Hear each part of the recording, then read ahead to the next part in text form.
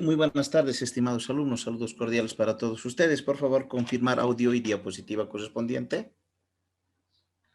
Buenas tardes, doctor. El audio está bien y las diapositivas ya las estamos viendo. Bien, gracias, Elenita, muy amable.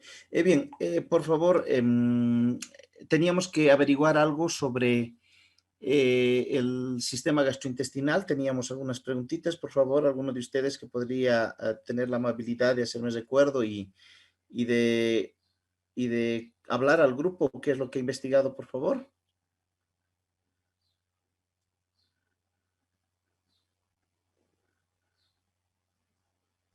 Doctor, Y vamos, Isa. doctor, primero sobre lo de la celiaquía. Ya, perfecto, sobre la enfermedad celíaca. Muy bien, vale, genial. Bueno, doctor, lo que pude averiguar es que es una intolerancia al gluten, que, o sea, como al no poder digerirse en el tracto digestivo, se crean como péptidos tóxicos. Esto se da porque hay factores genéticos como el LDA, el DQ2 y el DQ8, y hay otros genes también identificados, también por la mucosa intestinal, que tiene una respuesta inmunitaria inmediata, y la lámina propia, que tiene una respuesta inmunitaria adquirida. Estos, a su vez, crean anticuerpos, la atrofia velocitaria y además manifestaciones clínicas y digestivas y sistémicas. Además, también hay factores ambientales que afectan a este, como la lactancia materna, el comienzo de la ingesta de gluten y otras infecciones. Normalmente se cree que el 1% de la población padece de esta patología, pero hay muchos pacientes que sufren de esto y no se les ha dado un diagnóstico. Es por eso que en los niños pequeños los síntomas intestinales y el retraso de crecimiento, si se acompañan de irritabilidad y anorexia, es un cuadro muy sugestivo de la enfermedad celíaca. En los niños mayores y en los adolescentes, un retraso en la talla, y así como la ferropenia y la eh, hipertransaminasemia, doctor. Y en los adultos se presenta en una forma clásica, que es en forma de diarrea crónica. Y hay que tomar en cuenta que la probabilidad de padecer una celiaquía aumenta en determinados grupos de riesgo. Y esto incluye a los familiares en primer grado, a las personas que sufren enfermedades autoinmunes como la diabetes tipo 1 y el hipotiroidismo, y algunas cromosomopatías como el síndrome de Down. Y además, se ha visto que estos pacientes tienen saciedad precoz y dolor epigástrico o ardor epigástrico después de comer, y padecen una diarrea acuosa e intermitente, y no presentan una explicación demostrable. Y para descartar si eres o no celíaco, hay un marcador sérico que es la ATTG, que resultan de la elección para iniciar el despistaje en los pacientes con mayor probabilidad. Entonces, si estas están elevadas, es que el paciente realmente podría tener una enfermedad celíaca. Y así también si la LDA y la DQ2 o la DQ8 son positivos. Gracias, Isabel, muy amable. No sé si alguno de sus otros compañeros quisiese hacer algún tipo de comentario para coadyuvar al aporte que nos ha dado Isabel, por favor. Yo, doctor. José, vamos. Bueno, igual se asocia esto con enfermedades, bueno, con anemia y con una baja capacidad para la coagulación, dado que como se va a afectar a las vellosidades intestinales, la vitamina K va a dejar de absorberse, la que sabemos que es un predecesor de varios factores de coagulación, generando una deficiencia de esta. Y al ser una enfermedad autoinmune, se puede diagnosticar mediante exámenes serológicos, y los afectados de estos van a ser los enterocitos, que al tener el contacto con el gluten van a cambiar de cierta forma su composición, que causa la atracción del anticuerpo de las inmunoglobulinas a su destrucción. Bueno, eso, doctor. Bien, bien, gracias, José. Entonces, en resumidas cuentas, lo que nosotros queremos dejar en claro es de que es una enfermedad autoinmune, ¿sí? Y al hablar de una enfermedad autoinmune, pues estamos hablando de una relación muy importante entre antígeno-anticuerpo. Las enfermedades autoinmunes quiere decir que nosotros mismos producimos anticuerpos contra nuestros propios componentes corporales y en este caso, ¿quiénes oficiarían de antígenos? A ver, ¿alguien tiene la idea de quiénes oficiarían de antígenos para que nosotros produzcamos anticuerpos, en este caso anormales, que a posteriori van a ir a destruir nuestras vellosidades a nivel intestinal y principalmente a nivel del enterocito? ¿Quiénes oficiarían entonces de antígenos para que se activen esta secreción de anticuerpos o producción de anticuerpos, perdón? Los enterocitos con gluten. Exactamente, ¿no? La alimentación, ¿sí? En que está a nivel del gluten, ¿sí? Van a oficiar de antígenos que van a posteriori hacer producirnos anticuerpos que van a destruir nuestras microvellosidades. Eso es un aspecto fundamental. Para concluir, ¿qué alimentos son ricos en gluten o qué alimentos se prohíbe en aquellas personas que tienen una enfermedad celíaca? Doctor, el trigo, la cebada, el centeno, la avena. Ya, perfecto. ¿No son las harinas en su conjunto? Sí, doctor, también.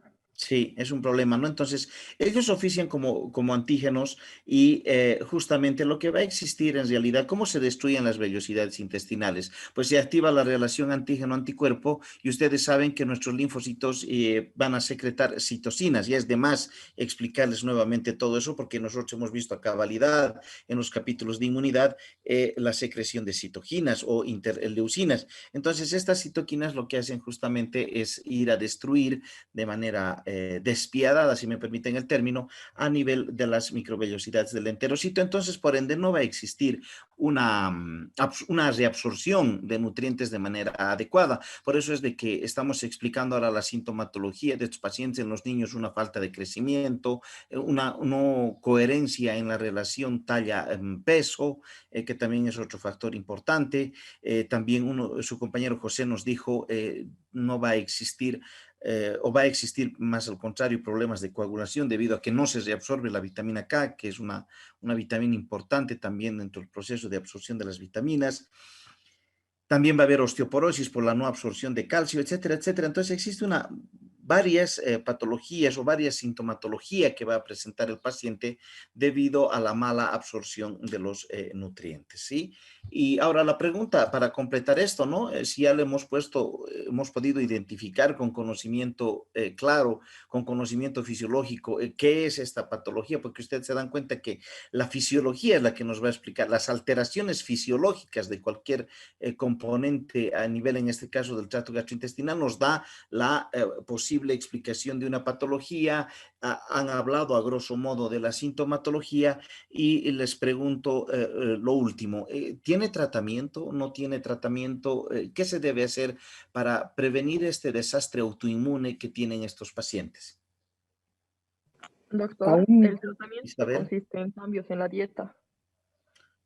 Definitivamente tendría que ser cambios en la dieta. No podemos tomar otro tipo entonces de acción, Isabel.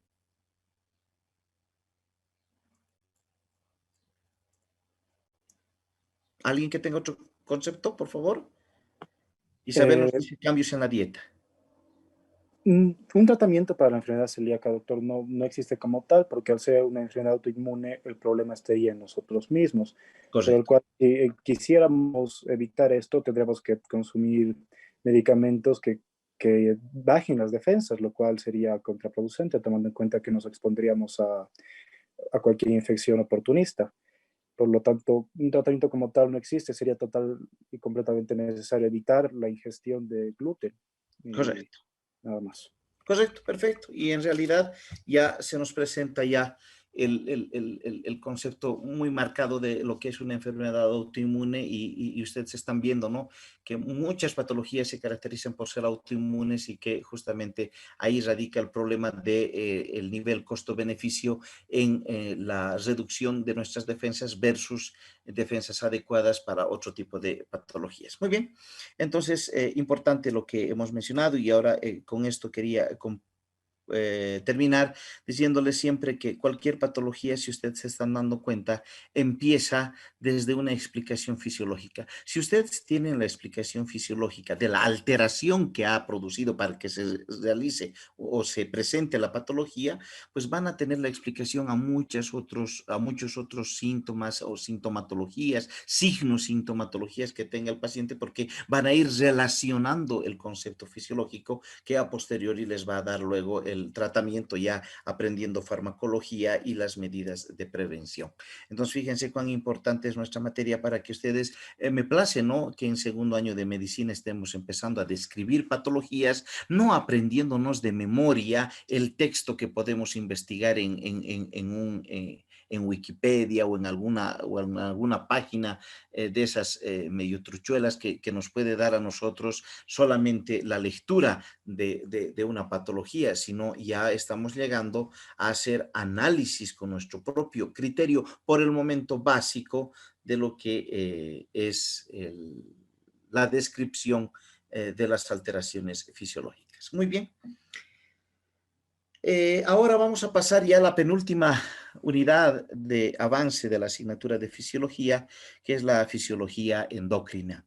Sabemos perfectamente que si vamos a hablar de la fisiología endocrina y de todas las otras fisiologías de los otros aparatos y sistemas, pues siempre empezamos con una clase introductoria para que nosotros podamos imbuirnos de conceptos básicos de cada uno de estos temas para que a posteriori ya vayamos desglosando la fisiología pura, ¿de acuerdo?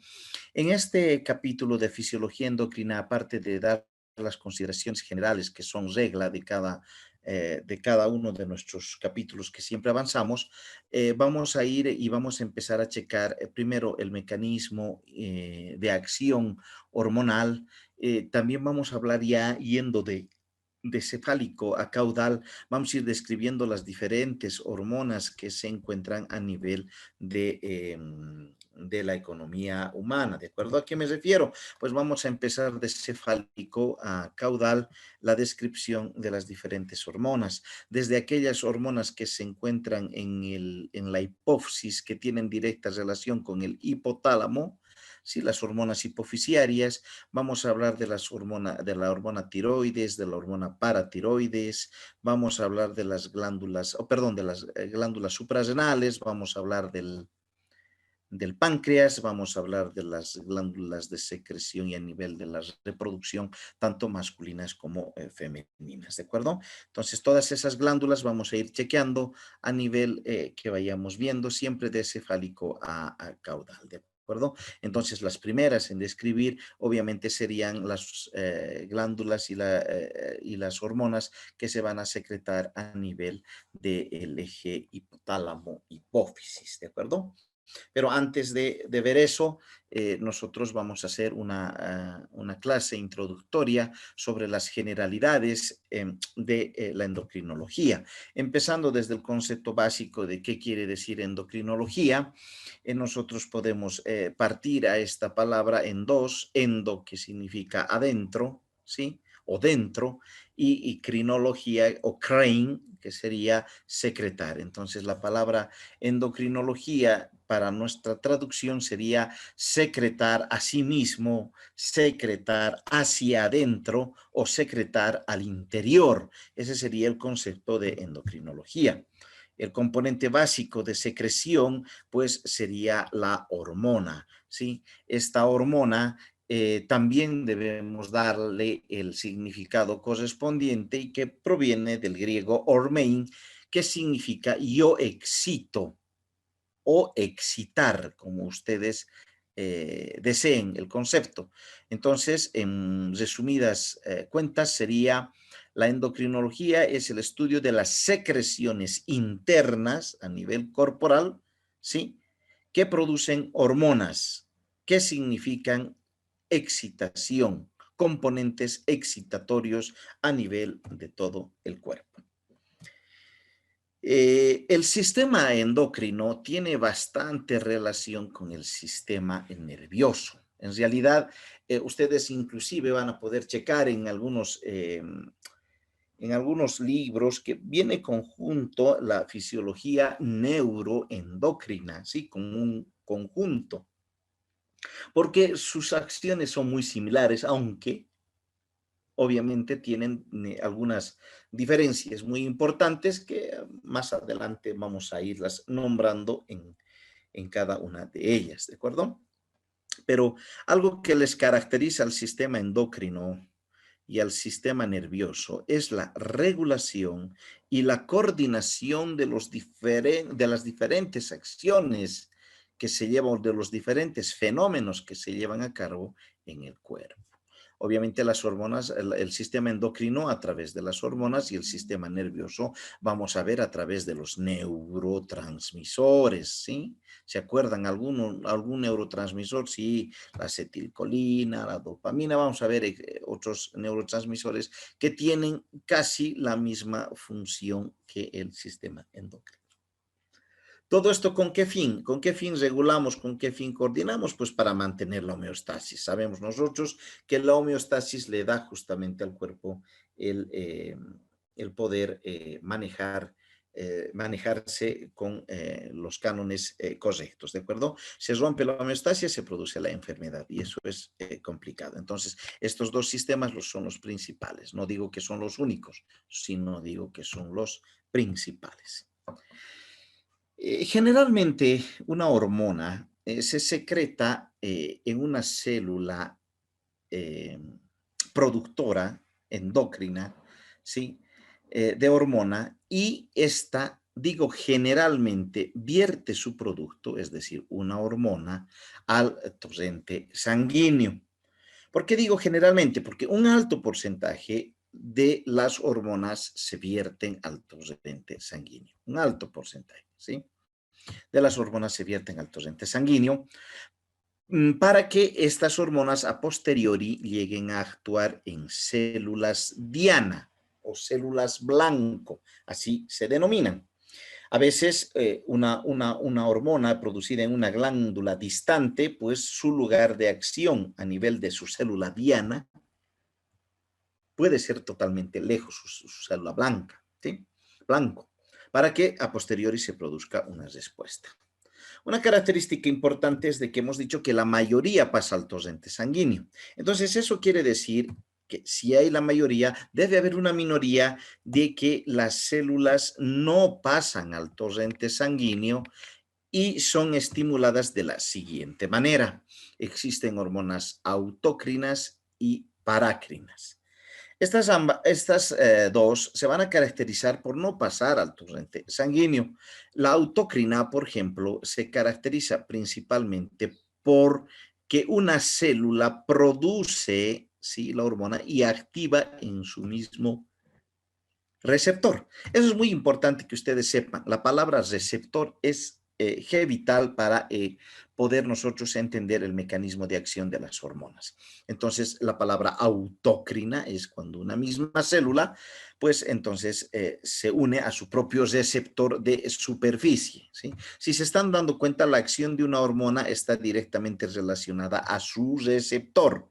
Entonces, es muy similar esta acción a la que teníamos antígeno-anticuerpo, o también denominada llave cerradura. Eso quiere decir que una hormona actúa en su receptor específico. Si no tiene ese receptor específico, pues estaríamos hablando de que la célula no va a actuar. ¿Y la parácrina? ¿La parácrina en qué consiste? La parácrina tampoco atraviesa el torrente sanguíneo, pero sí va a atravesar el líquido extracelular a nivel de su producción y va a ir a actuar a nivel de una célula vecina, ¿sí? Entonces, la labor de nosotros para la siguiente clase es averiguar si bien estos dos componentes de secreción hormonal son muy poco, porque la mayoría es a nivel del paso del torrente sanguíneo, pues me van a poner un ejemplo de cada una de ellas, de hormona autócrina y de hormona parácrina, que ya hemos dicho que es un porcentaje menor, estos dos, ¿de acuerdo? Pero queremos un concepto o un ejemplo, perdón, de hormona autócrina y de una hormona parácrina, aunque tenga un porcentaje mínimo. Si nosotros queremos hablar de la acción de las hormonas, pues entonces empezaremos por lo más básico. Nosotros hemos dicho que lo más básico es, primero, determinar la especificidad de las hormonas. ¿A qué me refiero con especificidad? Ahorita vamos a venir a esta diapositiva, no se hagan lío, ¿ya?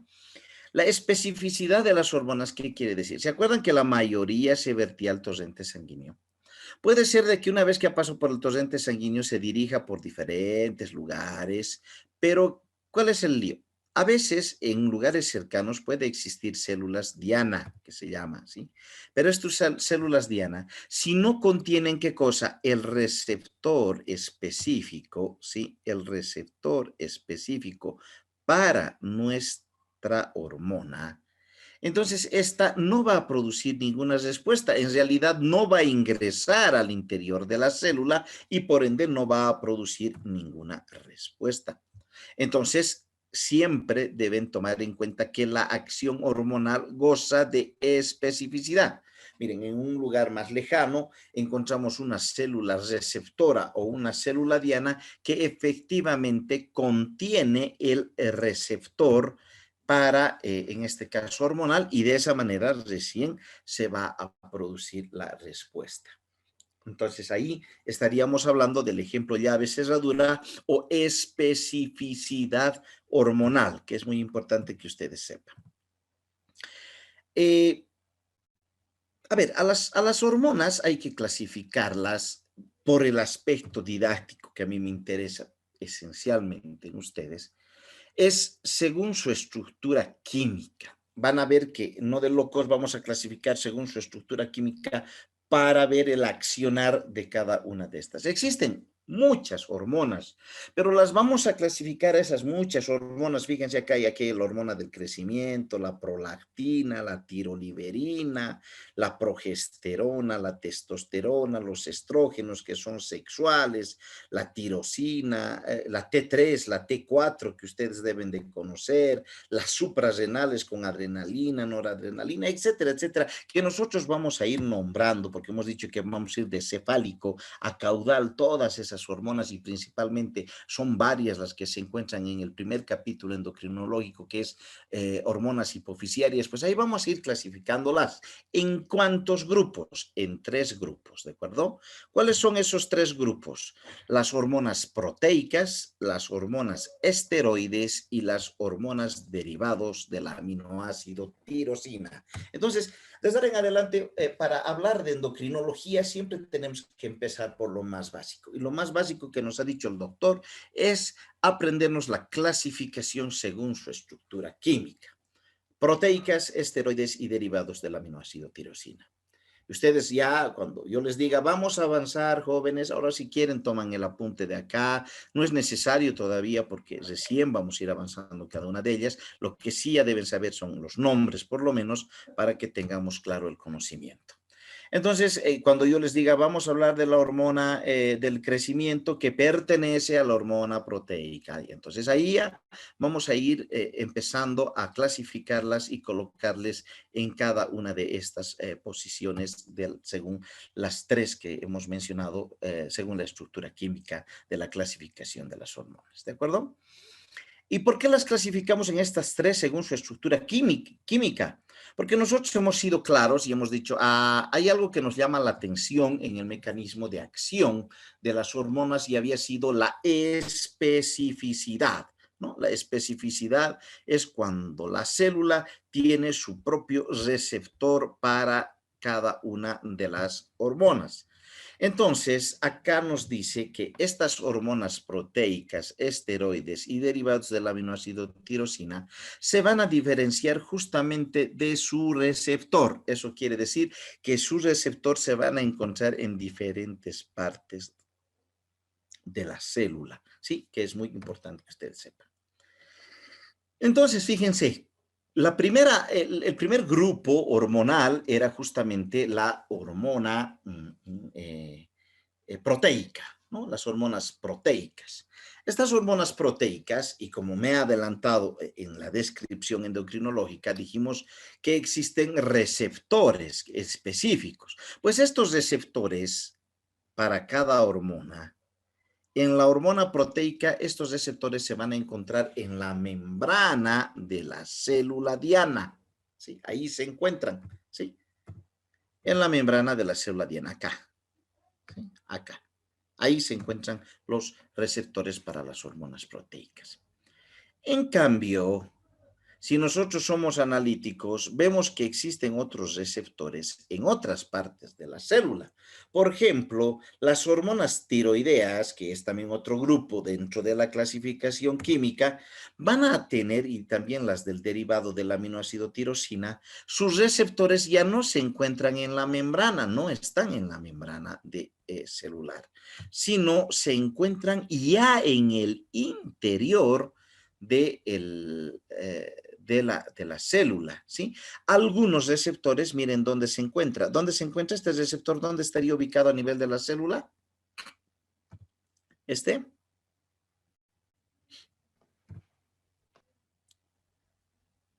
En el citoplasma. Pero fíjense otros receptores donde pueden estar ubicados. ¿Dónde está ubicado este receptor? ¿En el núcleo, doctor? En el núcleo. Entonces, dense cuenta ustedes que la clasificación química la estamos dando principalmente para ubicarnos dónde actúan primero. O sea, obviamente existen varios componentes, pero el primero es para ubicarnos dónde se encuentran los receptores. Y estamos viendo que las proteicas se encuentran a nivel de los receptores en la membrana celular, y que las tiroideas y derivados del aminoácido tirosina, sus receptores se encuentran ya sea en el citoplasma o en el núcleo, porque sabemos que todos estos componentes, todas estas hormonas necesitan llegar al núcleo para que se produzca la síntesis proteica. Cuán importante es dependiendo de, en este caso, la orden que necesitamos de la síntesis proteica de cada una de las hormonas. Entonces, esa es una diferencia, por ejemplo, ¿no? Entre las hormonas proteicas y las hormonas tiroideas y derivadas del aminoácido tirosina, que es la ubicación de nuestros receptores específicos, ¿de acuerdo? Otra diferencia entre las proteicas y las hormonas esteroideas, por ejemplo.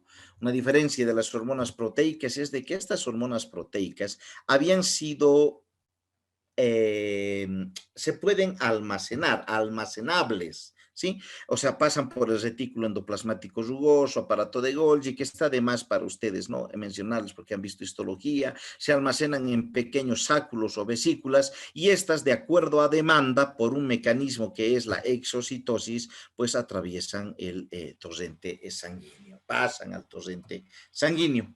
Cosa que no ocurre con las hormonas esteroideas. Por si algún caso no se aflijan, y ustedes deben estar diciendo, y doctor, ¿cuáles son las hormonas proteicas? ¿Cuáles son las esteroideas? ¿Cuáles son derivadas del aminoácido tirosina? Pues eso lo vamos a ir viendo más adelante, eso no se preocupen. Ahora estamos viendo un mecanismo de acción de hormonas en general, dependiendo de esa clasificación que nosotros hemos mencionado con anterioridad, de esos tres grupos importantes.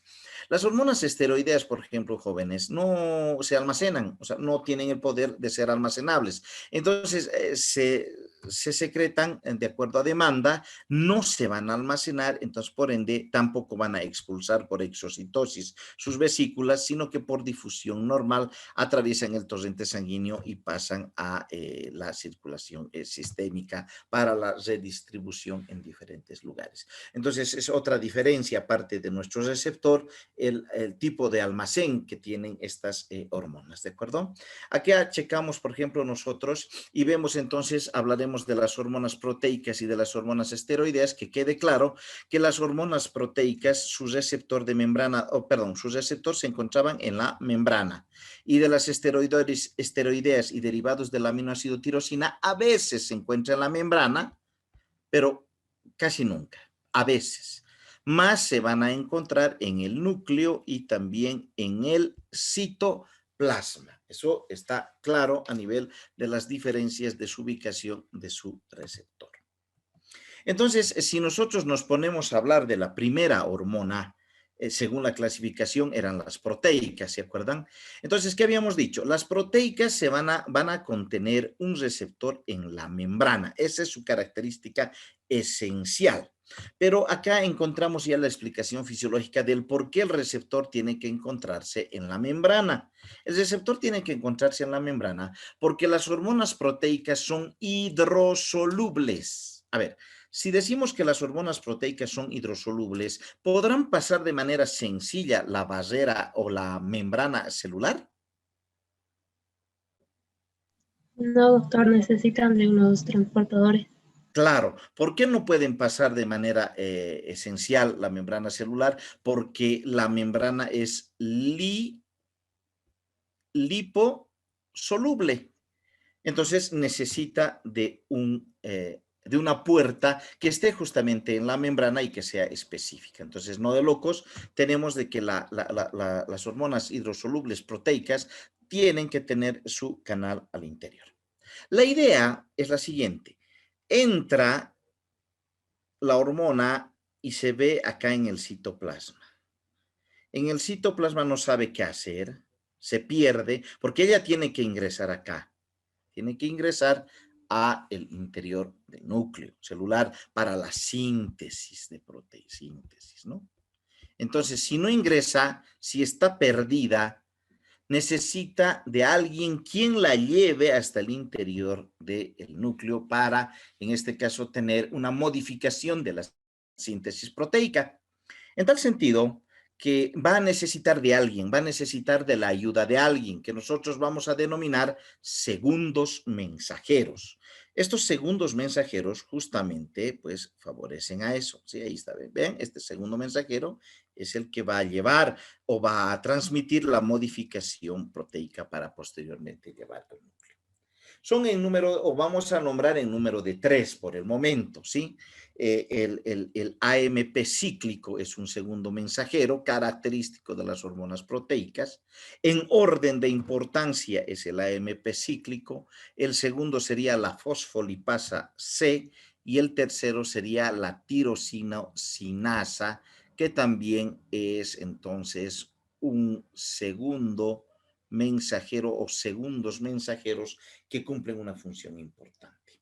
La labor de ustedes, aparte de la primera tareita que ya les he dado de las hormonas autócrinas y parácrinas, es que ustedes me averigüen entonces cómo actúa o cuál es la función del AMP cíclico. Obviamente ya sabemos que es un segundo mensajero, pero ¿en dónde actúa el AMP cíclico? ¿En qué casos actúa la fosfolipasa C? ¿Y en qué casos actúa la tirosinosinasa o tirosinasinasa, como ustedes quieran nombrar? Entonces, esos tres componentes son esenciales para que nosotros podamos describir la actividad de estos segundos mensajeros, principalmente en las hormonas proteicas, que se caracterizan por ser hormonas hidrosolubles.